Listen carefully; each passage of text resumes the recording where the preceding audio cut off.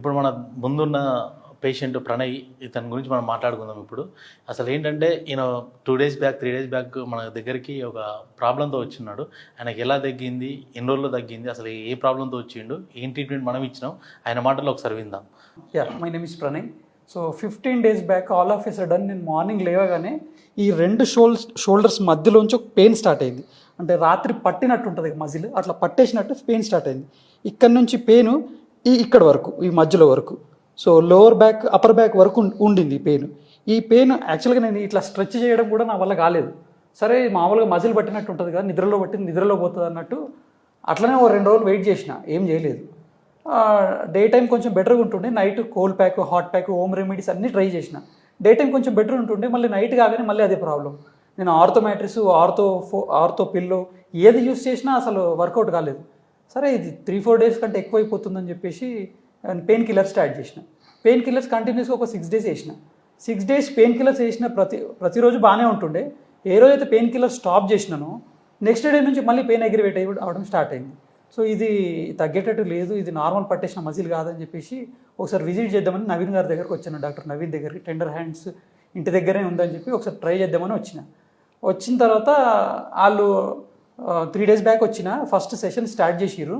అంటే నాకు ఎట్లా అనిపించింది అంటే manual automatic, manual and machine 2 కాంబినేషన్లో ఉన్నట్టు అనిపించింది ట్రీట్మెంట్. ఫస్ట్ మాన్యువల్గా ఆయన డిస్కస్ చేసిన నా ప్రాబ్లం ఇది ఇట్లా అయింది అంటే. యాక్చువల్గా నాకు లోవర్ బ్యాక్ పెయిన్ రికార్డ్ ఉంది హిస్టరీలో. సో ఇది స్పాండిలైసిసా ఏదేమన్నా అని నా భయం వేసింది. సో ఈ భయంకి ఒకసారి విజిట్ చేద్దామని వస్తే ఆయన చెప్పిండు మొత్తం నా ప్రాబ్లం అంతా చెప్పిన. మాన్యువల్గా అంతా చెక్ చేసిండు. ఒక 1/2 hour ప్రాబ్లం గురించి రూట్ కాజ్ డిస్కషన్ పెట్టిండు. తర్వాత అప్పుడు అర్థం చేసుకుని ప్రాబ్లమ్ని ట్రీట్మెంట్ స్టార్ట్ చేసిండు. 2 సిట్టింగ్స్లో నాకు ఆల్మోస్ట్ 70% పెయిన్ రిలీఫ్ అయినట్టు అనిపిస్తుంది. సో నేను యాక్చువల్గా 3 days క్రితం నేను అసలు పడుకోవడం కూడా నాకు చాలా ఇబ్బంది అయింది. కానీ నిన్న I had a very sound sleep. So అది కూడా నాకు ఇంప్రూవ్ అయింది. ఒకసారి మీరు వాడిన మెడిసిన్ ఎన్ని రోజులు వాడారు, ఆ నైట్లో disturbance? Maybe it's not proper to disclose the medicine, but Myoril 8 mg వాడినా నేను. 6 days వాడినా కంటిన్యూస్గా. ఫస్ట్ 2 tabletsతో ఆపుదాం అనుకున్నా, but I don't prefer pain killers. కానీ అది నేను తట్టుకోలేనంత మారిపోయింది. యాక్చువల్గా 15 days బ్యాక్ వచ్చిన 1 week నేను వెయిట్ చేసిన పెయిన్ కిల్లర్ వాడకుండా. 1 week తర్వాత పెయిన్ కిల్లర్ స్టార్ట్ చేసిన. 3 పెయిన్ కిల్లర్స్ తీసుకున్నా, అయినా తగ్గుతలేదు. అంటే వేసుకున్న రోజు తగ్గుతుంది, it gives signal to the mind no pain. So అట్లా అనిపిస్తుంది. 3 days తర్వాత మళ్ళీ స్టార్ట్ చేసి మళ్ళీ 3 doses పెట్టిన. మళ్ళీ 6 days తర్వాత 6 days వరకు బాగానే ఉంది. ఏ రోజైతే స్టాప్ చేసినానో నెక్స్ట్ డే ఒక డే గ్యాప్ తర్వాత నెక్స్ట్ డే మళ్ళీ పెయిన్ స్టార్ట్ అయింది. సో ఇది పెయిన్ కిల్లర్స్ తగ్గేటట్టుగా లేదు అని నాకు డిసైడ్ అయిపోయి నేను వద్దాం ఒకసారి, కైరో ఫిజియో అన్ని కాంబినేషన్ ఉంది, ఒకసారి వద్దామని చెప్పి ఇక్కడికి వచ్చిన.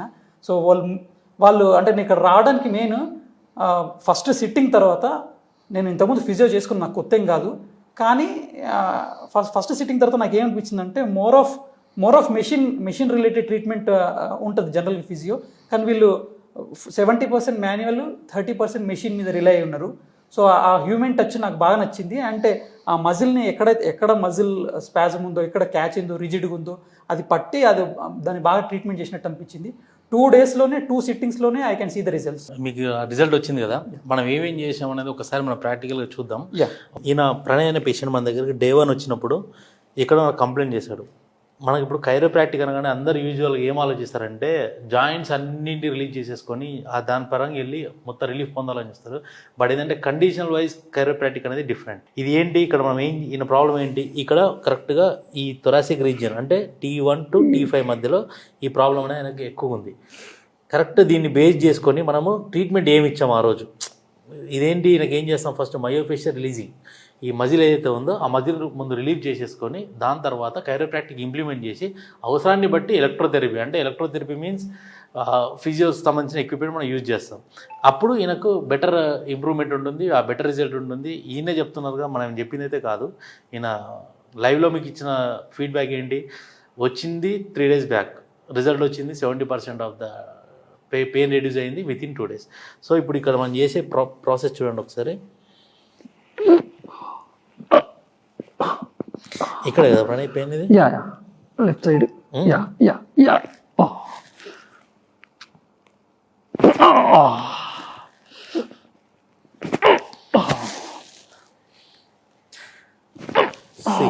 ఇది కరెక్ట్ మన థొరాసిక్ రీజియన్ వరకే మనం ఏదైతే మ్యానిపులేట్ చేసి ఏదైతే కైరోప్రాక్టిక్ చేయాలని మనం ఇంప్లిమెంట్ చేసామో ఇక్కడ వరకే మనం ఇంప్లిమెంట్ చేసాం.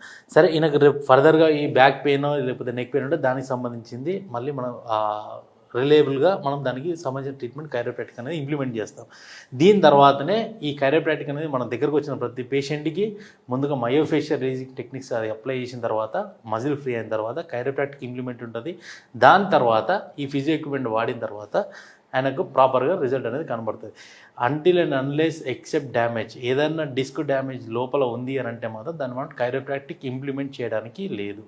ఇది ఒకవేళ అదేమైనా ఉంటే మన పేషెంట్ ముందే ఇన్ఫామ్ చేస్తాం. ఎందుకంటే ఎంఆర్ఐ చూస్తాం, సంబంధించిన రిపోర్ట్స్ చూస్తాం, అన్ని అబ్జర్వ్ చేసిన తర్వాతనే ట్రీట్మెంట్ అనేది ఫాలోఅప్ చేస్తాం.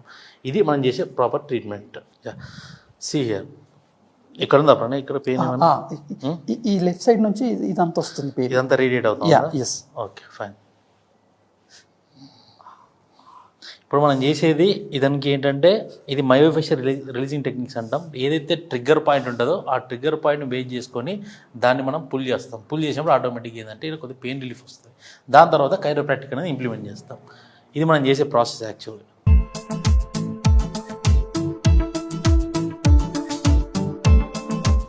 ఇప్పుడు ఈ ట్రెపిజియస్ మజిల్ అంటాం దీన్ని. ఈ ట్రెపిజియస్ మజిల్లో వచ్చేసి యూజువల్గా ఎవరికైనా సరే ఈ అప్పర్ బ్యాక్ పెయిన్ ఉన్నా నెక్ పెయిన్ ఉన్నా మోస్ట్ ఆఫ్ ది మజిల్ ఏదైనా ఇన్వాల్వ్ అవుతుంది అని అంటే ట్రెపిజియస్ మజిల్.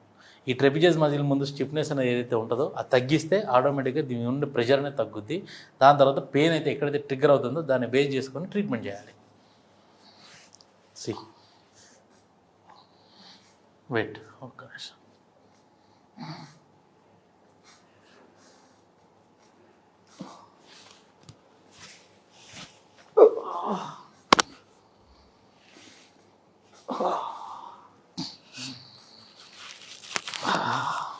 See?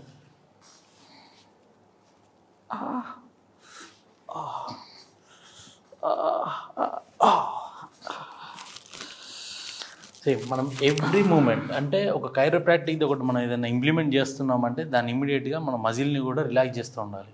ఈ రెండు సైమల్టేనియస్గా చేస్తూ ఉంటేనే పేషెంట్ అనే వ్యక్తికి మనం మంచి రిజల్ట్ ఇవ్వగలుగుతాం.